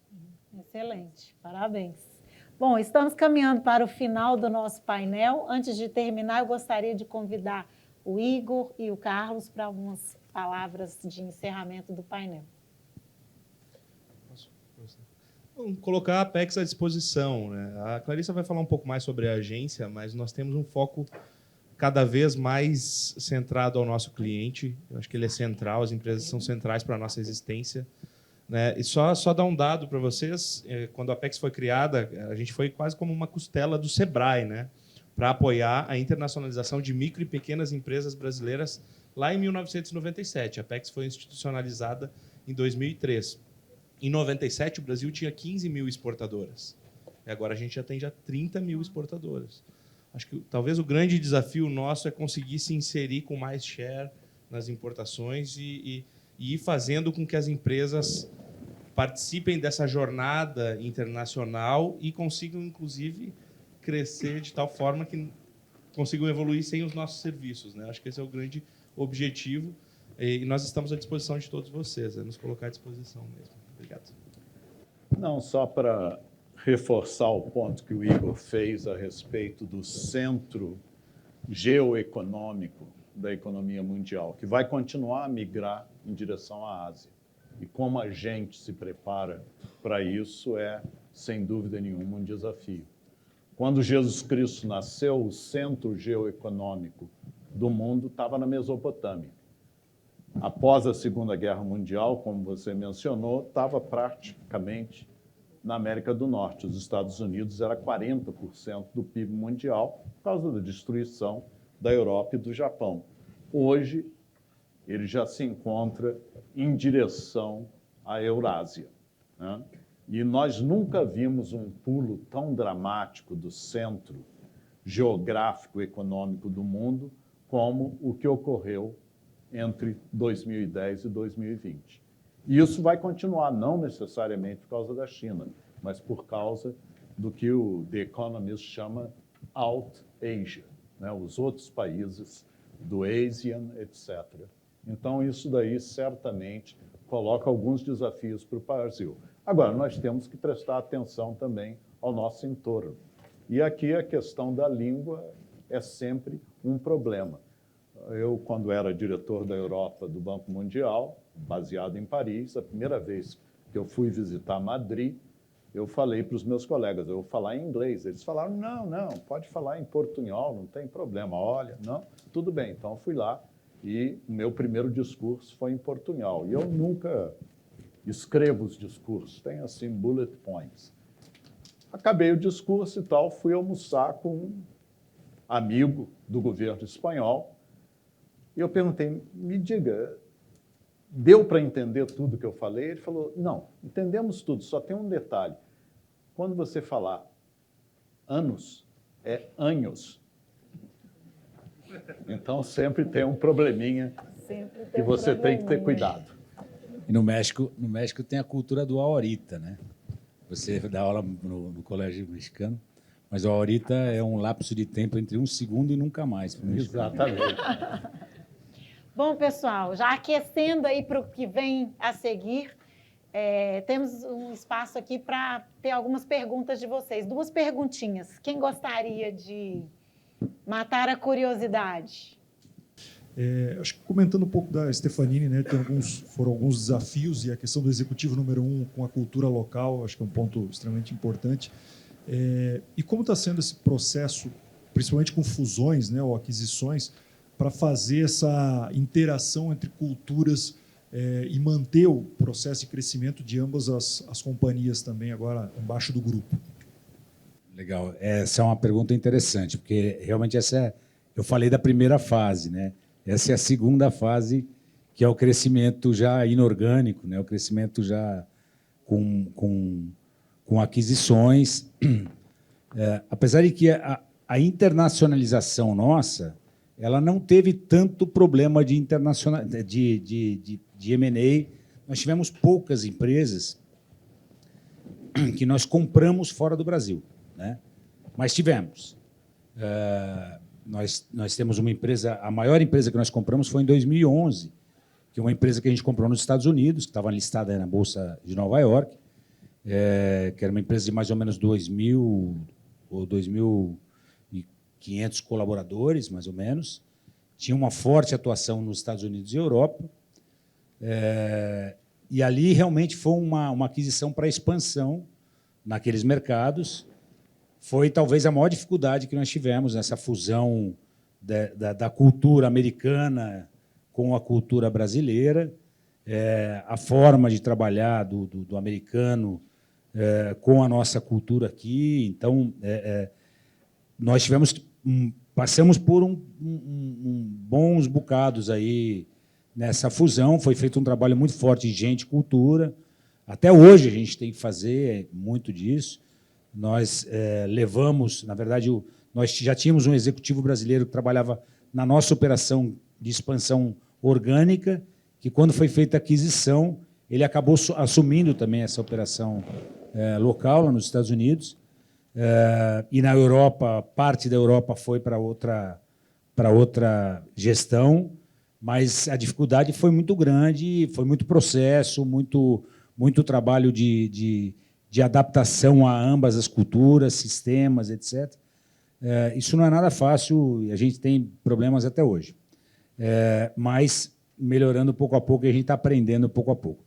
A grande dificuldade que a gente tem aí não é tanto com a internacionalização, porque a maior parte da internacionalização foi da Stefanini, então foi crescimento orgânico. A maior parte mesmo, o maior problema que nós temos são as empresas que se incorporam ao grupo, né? Porque, normalmente, como eu comentei no início, nós não compramos, na maioria dos casos, 100% das ações das empresas, do capital da empresa. A gente compra 70%, 65%, 80%, e o fundador, ou a pessoa que conhece o negócio, continua com a gestão, inclusive, e continua com a participação minoritária. Então, fazer a fusão da cultura daquela empresa, daquelas pessoas, com a nossa, é a maior dificuldade. E esse é um trabalho que também a gente vem aprendendo ao longo desses últimos 10 anos, né? A gente vem num processo bastante forte. Até hoje a gente tem dificuldades. Às vezes nós temos que fazer mudanças de executivos, porque o executivo não se adaptou à nossa realidade, né? Mas esse também é outra coisa que não tem muita receita. Muito processo, muito acompanhamento presencial, muitos alinhamentos de cultura, de fit cultural da empresa, mas e sem cercear a liberdade do cara de fazer o que ele já vinha fazendo, porque por isso que nós compramos aquela empresa. Então, esse é o problema. Mas nós temos problemas até hoje de cultura. Então, a resposta é não sei, é difícil para caramba.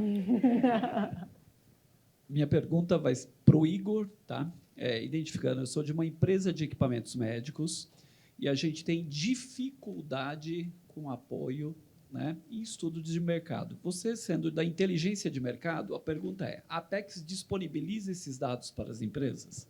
É a primeira pergunta. E segundo, a Apex apoia as empresas diretas ou através só das associações?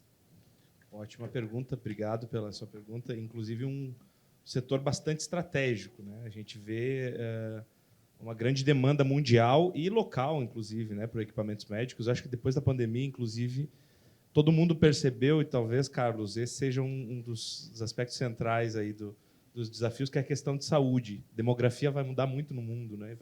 Cada vez mais os serviços de saúde vão ser demandados, até pelo envelhecimento da população. Os dados estão disponíveis, nós temos, não sei se você conhece, um mapa de oportunidades, por exemplo, que ele te ajuda a selecionar mercados. É uma ferramenta muito usada pelas empresas. Hoje, acho que 3 mil instituições por ano usam esse conteúdo, não depende do projeto setorial. Você acessa lá o nosso conteúdo, tem todos os dados de comércio, e, inclusive, é uma ferramenta que te ajuda a selecionar o melhor mercado de internacionalização a partir da competitividade internacional do Brasil. Nós temos um grande desafio, a gente consegue desenvolver aí cerca de 30 estudos de mercado por ano para diferentes países, mas nós temos sempre esse desafio de conseguir atender todos os setores da economia com o nosso conteúdo de inteligência, com profundidade nos mercados, né? Sempre um desafio porque são 50 setores, diversos mercados estratégicos, e a gente vai pensando. Eu acho que para equipamentos médicos, a gente deve ter desenvolvido uns 5 ou 6 estudos de mercado nos últimos anos, nos estudos para a Colômbia, estudos para outros mercados também estratégicos, que México também.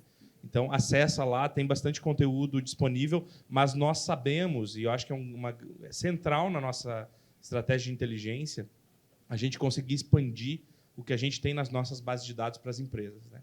E a gente vai ter que usar muita automação, inclusive a Stefanini é uma fornecedora da Apex Brasil para algumas coisas do nosso front-end lá do site, e nós temos esse desafio de conseguir automatizar as estruturas informacionais e jogar para as empresas. A gente, acho que há 3 anos atrás, a gente tinha mais ou menos 70 milhões de dados sobre mercados internacionais disponíveis para as empresas. Hoje a gente tem 250 milhões de dados disponíveis para as empresas, já teve um salto, mas a gente sabe que nos próximos 4 anos a gente tem que evoluir ali para 3, 4, 5 bilhões de dados disponíveis. Então a gente precisa puxar muita massa de dados. Tem muito a ver com tecnologia e tem muito a ver com transformação digital da agência, né? Outra coisa que eu queria destacar, os projetos setoriais, obviamente, o projeto com a Bimo, né, ele é um projeto central quando a gente vai promover os equipamentos médicos do Brasil, mas nós também temos outros tipos de soluções. Mais feiras, por exemplo, posso falar com você depois, ele permite que você participe de feiras sem estar no projeto setorial necessariamente. Inclusive, muitas empresas de equipamentos médicos recentemente participaram de uma grande feira na Colômbia sem estar vinculada necessariamente ao projeto. Então, a gente está tentando também criar outras plataformas que a gente não fique... Obviamente, os projetos setoriais são um grande pilar do nosso modelo de negócio, mas que a gente consiga abrir outros modelos de negócio para expandir essa nossa capacidade de serviços, né? A gente sabe que existem desafios nesse sentido. Obrigada. Obrigada, Marcelo. Obrigada, Úrsula. Obrigada, Igor. Obrigada, Carlos. E, enfim, obrigada por terem compartilhado aí essa experiência e inspirado todos nós. E obrigada a vocês pela atenção e participação aqui com a gente. Só queria Úrsula. falar, a gente está participando, a IDL Ventures, lá de Chicago, que a gente conheceu via o programa do Startup Outreach, está lançando um programa internacional de intercâmbio de talentos chamado TEP Global. E eu queria até agradecer aqui a presença do Flávio Silva, que vai fazer um documentário através da Band, que vai ser divulgado em 72 países, mostrando todo o processo de internacionalização das startups. A Fast Design vai fazer parte desse programa, né? Com certeza receber aí toda essa visibilidade, mas o objetivo é exatamente mostrar, né, como é esse processo e tornar isso possível para outras empresas e outras startups. Então, fantástico. E aí, quem quiser saber mais sobre o programa, o Flávio está aqui. E obrigado aí mais uma vez pela oportunidade. Muito bem, a gente tem que dar visibilidade a essas coisas. Sensacional, parabéns. Bom, chamar a Lívia, senão a Lívia vai me expulsar daqui a pouco. Obrigada, pessoal.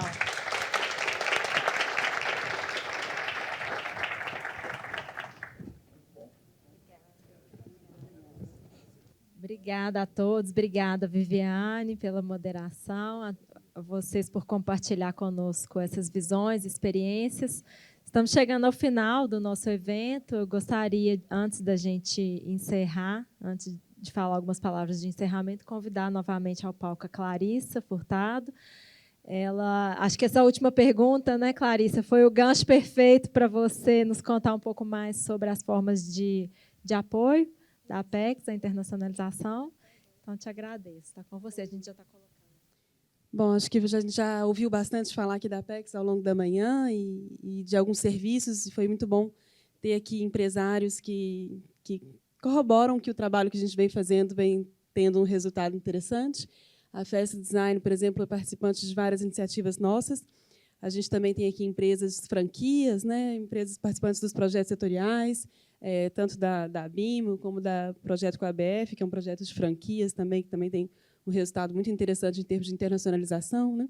A gente, no último convênio, atendeu 170 empresas, 170 franquias, não foi isso, Karen? Estamos aqui com a Karen e com o Bruno. Enfim, acho que não entrou ainda. Vai entrar, Lívia? Não tem problema, não. Bom, a gente estava falando aqui já, enquanto isso, né, a Apex Brasil, como o Igor comentou, a gente existe há 25 anos, com essa missão exatamente de promover os serviços e produtos brasileiros no exterior e atrair investimentos estrangeiros para o país também.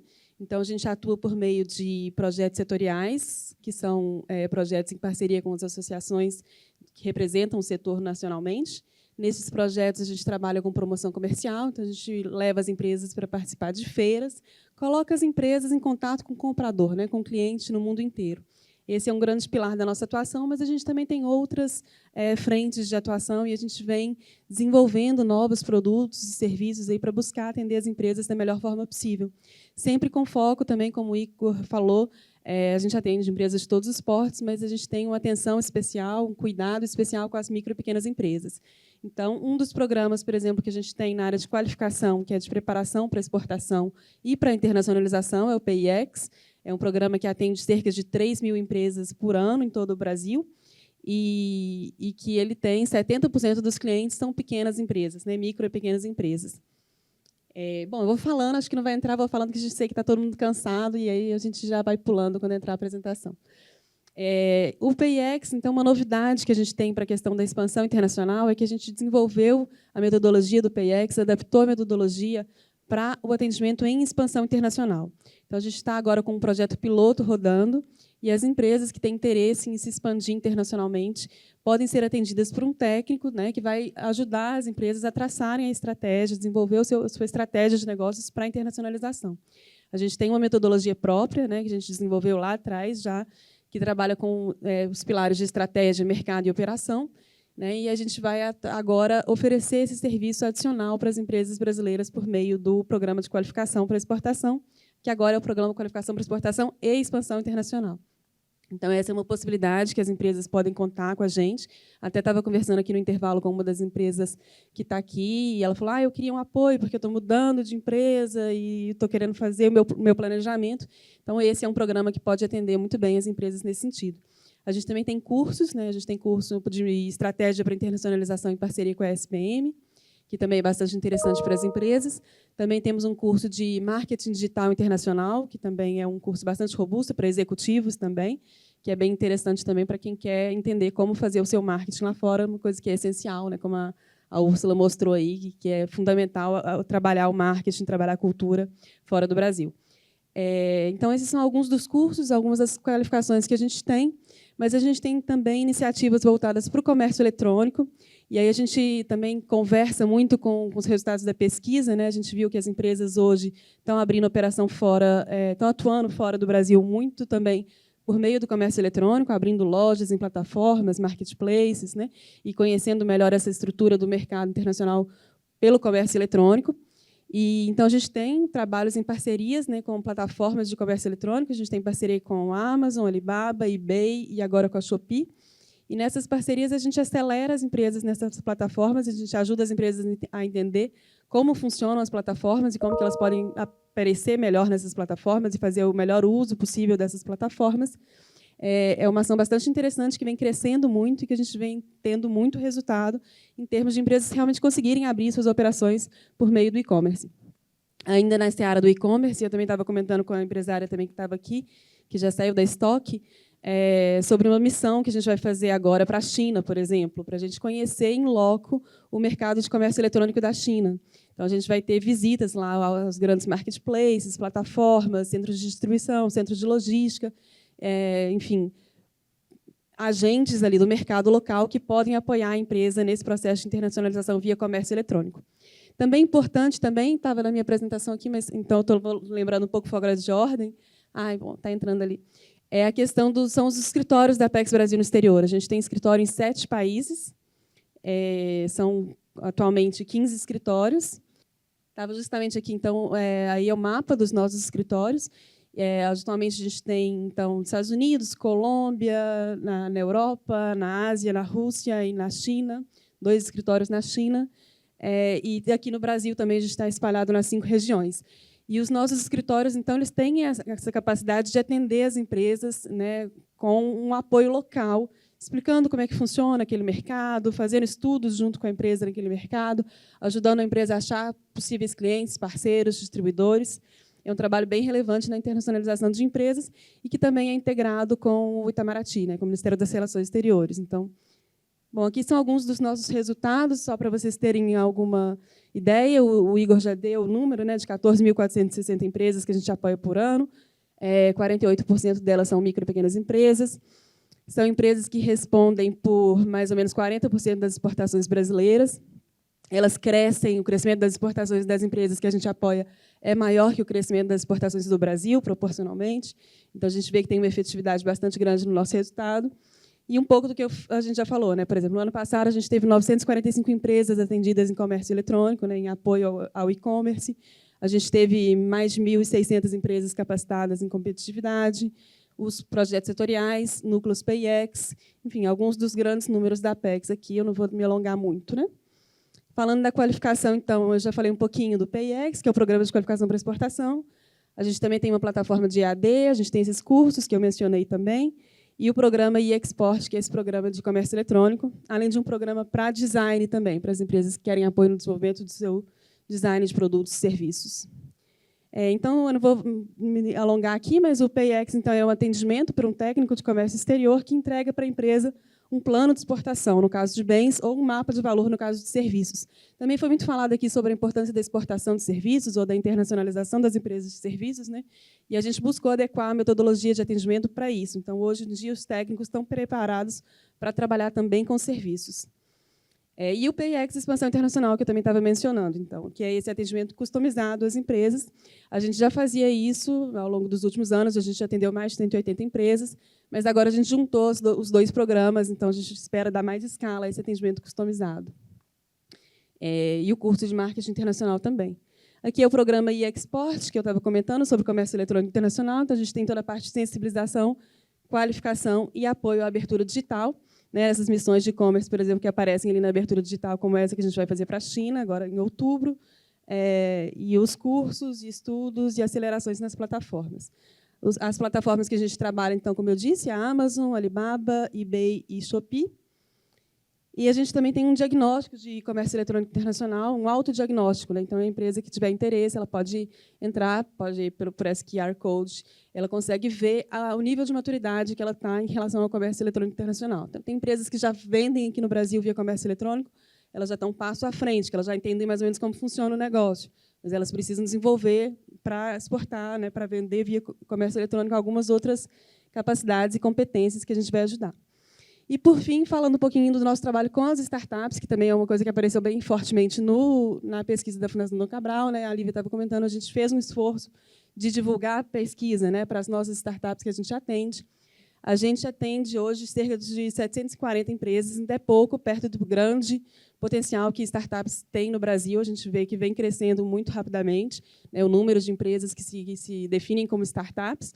O Brasil tem um ecossistema vibrante, aí tem vários centros de ecossistema de inovação no Brasil, seja no agronegócio, né, as agritechs, seja fintechs, edutechs, enfim, a gente tem um grande número de startups que vem crescendo e boa parte delas estão dentro do perfil que a gente trabalha, ou seja, que são startups que já têm maturidade para operar fora. A gente não pega aquelas startups que ainda estão desenvolvendo o produto, porque é um estágio ainda inicial, que aí elas têm apoio de outros tipos de instituição.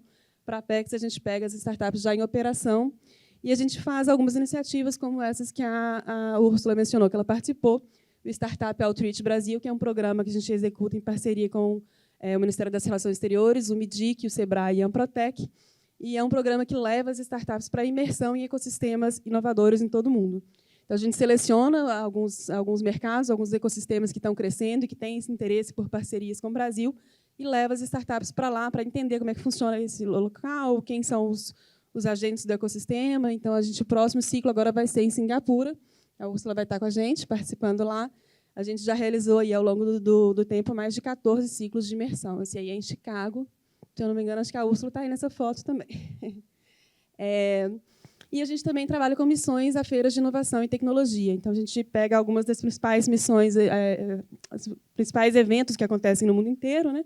Por exemplo, esse ano a gente já fez Viva Technology, South Summit e um evento na China, em parceria com esse grande grupo que chama Haiku, Global Entrepreneurship. E vamos fazer ainda GITEX, Switch e Web Summit. Infelizmente, todos estão com inscrições fechadas já, por causa do tempo, mas a gente vem repetindo esses eventos anualmente, né? O Web Summit é a principal conferência de inovação e tecnologia que acontece no mundo. Em Lisboa, a gente vai estar lá em novembro com 210 empresas, entre startups e empresas inovadoras. E falei, o último slide, Lívia, que eu sei que a gente já está com um tempo curto, é o programa Mulheres e Negócios Internacionais. A gente aqui, eu fiquei muito feliz de ver várias mulheres, né, recebendo as premiações. A gente sabe que ainda tem um gap muito grande em termos de empresas lideradas por mulheres que exportam ou que estão no mercado internacional. Tem um estudo do MIDIC bem recente, porque até pouco tempo atrás a gente não tinha esse dado. Então, tem um estudo recente que indica que 14% das empresas brasileiras que exportam são lideradas por mulheres, 14% apenas, né? É um percentual bastante baixo, ainda perto do potencial que as mulheres têm e do papel que a gente deveria desempenhar de equidade, né? Então, a gente tem esse programa Mulheres e Negócios Internacionais, que é um programa que passa por toda a atuação da Apex Brasil. Então, a gente trabalha com qualificação, promoção, atração de investimentos, expansão internacional. Em todas as nossas linhas de atuação, a gente está buscando dar esse olhar para a questão do gênero. Então, a gente está colocando vagas inclusivas para empresas lideradas por mulheres em nossas iniciativas. A gente já teve mais de 18... Esse programa a gente lançou em março deste ano e, até agora, a gente já teve mais de 18 ações de execução direta da Apex Brasil, que a gente teve critérios favoráveis às empresas lideradas por mulheres. Então, a gente está realmente vendo resultado nisso, a gente está vendo que tem mais empresas lideradas por mulheres participando das nossas ações, e a gente está bem feliz com isso. E a gente faz ações específicas para elas, por exemplo. Então, no Web Summit, por exemplo, nós vamos ter um grupo de mulheres, de uma delegação apenas de empresas lideradas por mulheres e de mulheres que representam ecossistemas de inovação. E aí elas vão ter uma programação específica, enfim, todo um apoio específico para se desenvolver. A gente também tem um projeto de mentoria, por exemplo, que chama Elas Exportam, em parceria com o MIDIC, que é quando uma exportadora, são 20 empresas lideradas por mulheres, em que as empresárias exportadoras vão fazer mentorias individuais com empresários ainda iniciantes. E é bem interessante também, porque a gente sabe que né, é assim que as empresas aprendem, conversando, né, de uma mulher para outra, falando, explicando os desafios que ela venceu, que são diferentes, né, a gente sabe que são diferentes dos desafios que os homens enfrentam, são desafios adicionais. Enfim, é isso, e a Apex Brasil está à disposição de vocês para o que vocês precisarem. Acho que o Igor também já falou um pouco isso. A gente trabalha, então, com qualificação, com promoção, e queremos ajudar cada vez mais as empresas brasileiras nessa inserção internacional. Então, o que vocês precisarem, contem com a gente, estamos à disposição. Obrigada, Lívia.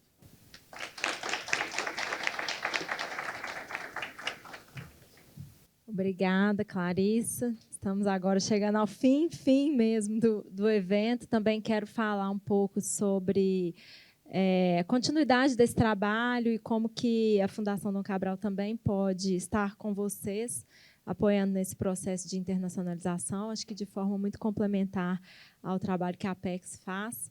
A Viviane comentou sobre o compromisso da Fundação em desenvolver o mindset global, ter uma contribuição positiva para a ampliação da internacionalização das empresas brasileiras, para a abertura do Brasil, para a maior competitividade do país e também das empresas, né? Essas coisas muitas vezes andam juntas. Então, a Fundação Dom Cabral tem uma série de formas de atuar. Eu tive que escolher até algumas aqui para poder ser mais sintética, mas no âmbito da pesquisa, como eu falei, todas as empresas que participaram do estudo passaram, né, pelo diagnóstico de criação de valor internacional que deu origem aos índices, aos ranqueamentos, vão receber uma síntese desse seu diagnóstico, tá, de onde vocês estão em termos dessas dimensões do modelo de criação de valor internacional, de forma gratuita. Para as empresas que desejarem, a gente disponibiliza também um relatório mais detalhado. Aí a gente vai entrar em detalhes em cada um daqueles indicadores, em qual estágio a sua empresa está em termos de maturidade naquelas dimensões e dentro dos indicadores. Então, uma das possibilidades para aprofundar nesse diagnóstico, nesse conhecimento, é por meio da aquisição de um relatório completo da devolutiva, já bem mais detalhado. E podemos também, né, para quem tiver interesse, agendar uma reunião com um dos professores envolvidos no estudo, né, eu, Flávia e os demais professores que estão envolvidos no estudo, para discutir um pouco sobre esses resultados, debruçar um pouco sobre o momento de internacionalização de vocês, quais são os gaps, ou fazer até um workshop com uma equipe ampliada na empresa, né? A gente tem feito isso com algumas empresas e tem visto que é um momento importante de reflexão, de autoavaliação do processo de internacionalização e até de priorização de algumas próximas etapas que precisam ser, alguns passos que precisam ser dados para a continuidade desse processo. Essas três possibilidades aí ainda dentro do âmbito da pesquisa, dentro do âmbito do que a gente trabalha no Núcleo de Estratégia de Negócios Internacionais. E, nos vários programas da Fundação Dom Cabral, a gente também tem trabalhado bem fortemente essa dimensão do ambiente de negócios global, da internacionalização, de ampliação do mindset global.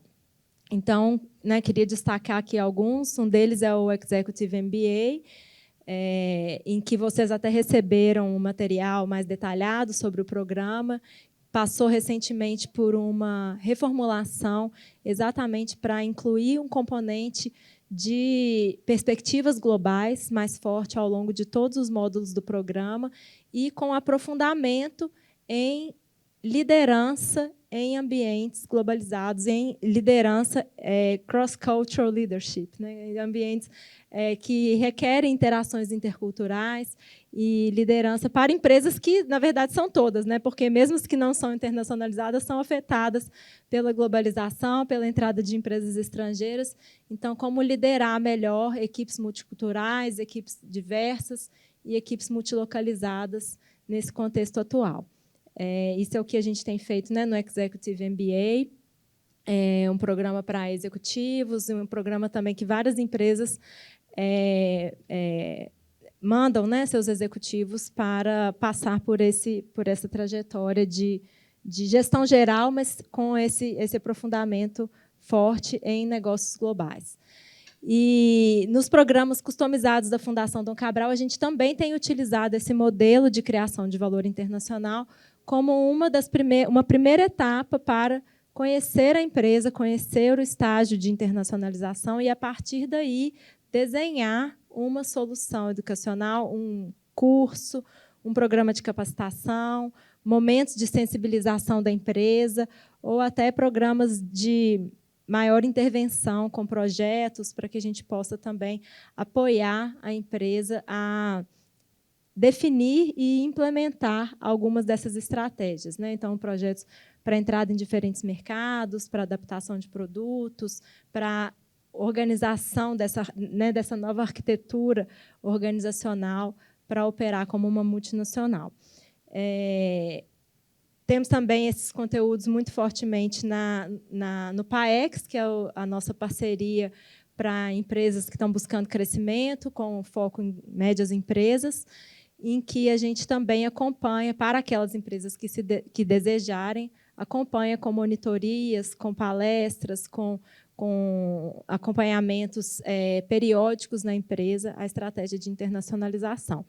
Dentre outros, que a gente fica à disposição também para conversar com vocês em mais detalhes, de acordo com o que for a necessidade da empresa, com o momento em que vocês estão vivendo, com o estágio, né, de internacionalização e quais são os planos aí para os próximos passos.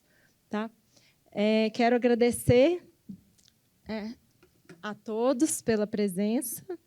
Chegamos ao fim. Agradeço muito a presença de vocês, o compartilhamento, a abertura para participarem do estudo, a confiança também ao longo dos anos, né? Eu sei que várias empresas que estão aqui participam desde as primeiras edições, então agradeço a confiança e ficamos à disposição. Mais uma vez agradeço à Apex pelo patrocínio e agradeço também, parabenizo toda a equipe que esteve envolvida aí no evento, que, né, fez com que isso acontecesse e fez a diferença. Muito obrigada, pessoal. Sucesso aí nas próximas etapas.